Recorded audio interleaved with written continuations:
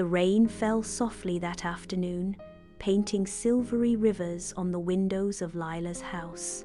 The sky was the color of quiet, gray, and heavy, and her mother was busy in the kitchen, humming to herself. Lila sat in the living room staring at her book, but not really reading it. It was one of those long, lazy days when nothing in particular seemed to happen, until she heard the creak. It was faint at first, but unmistakable. A little creak and a whisper of air came from the hallway.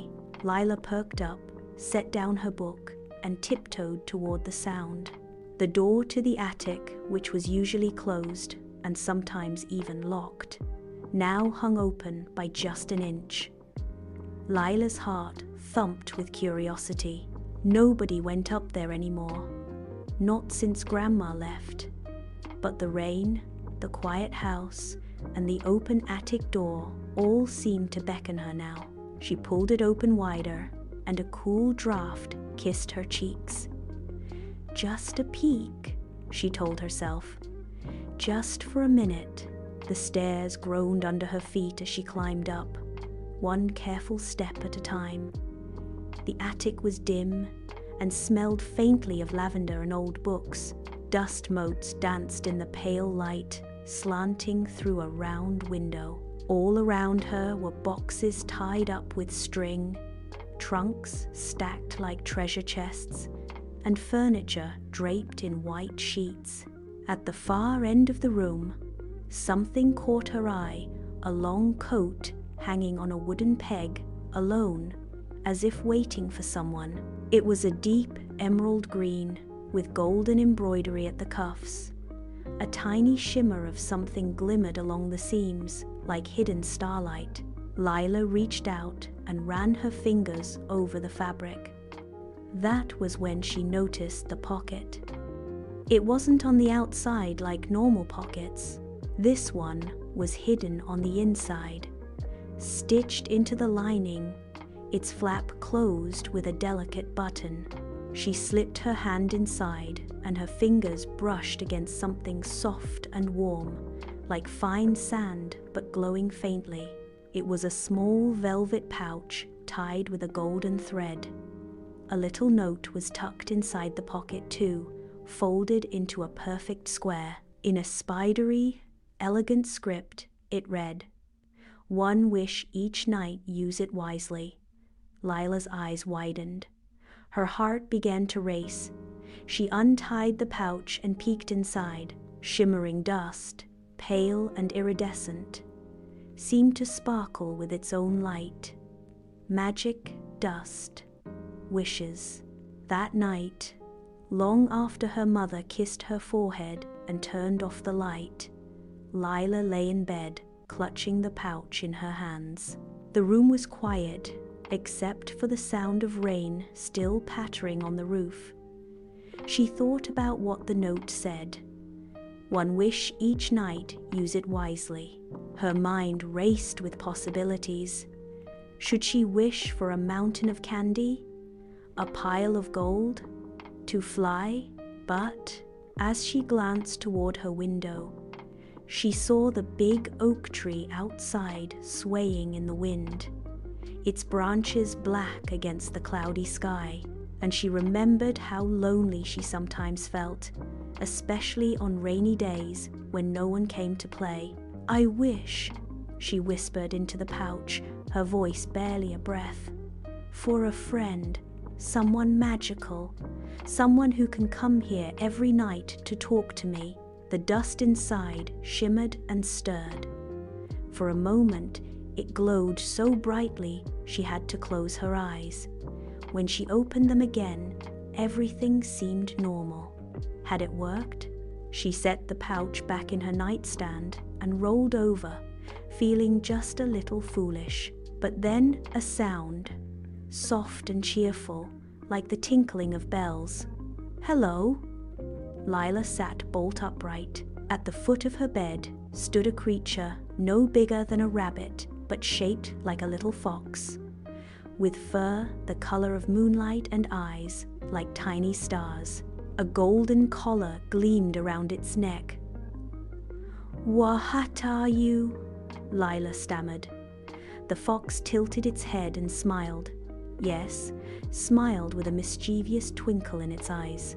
"I'm called Fen, and I believe you wished for me." Every evening after that, as soon as her mother left the room and turned off the lights, Lila would open the pocket, whisper her wish into the pouch, and watch the magic unfold. Some nights she wished for wonderful adventures, a secret garden in her backyard filled with rainbow flowers that sang lullabies, a treehouse so tall it tickled the clouds, a hidden door in her closet that led to a beach where dolphins told riddles.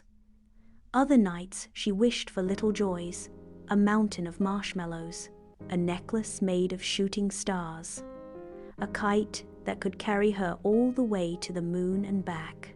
And always, no matter what she wished for, Fen appeared too, curling up at the foot of her bed, telling her stories from faraway lands she'd never heard of. But one night, Fen looked at her with a serious expression and said, "Lila, you do know the rules, don't you?"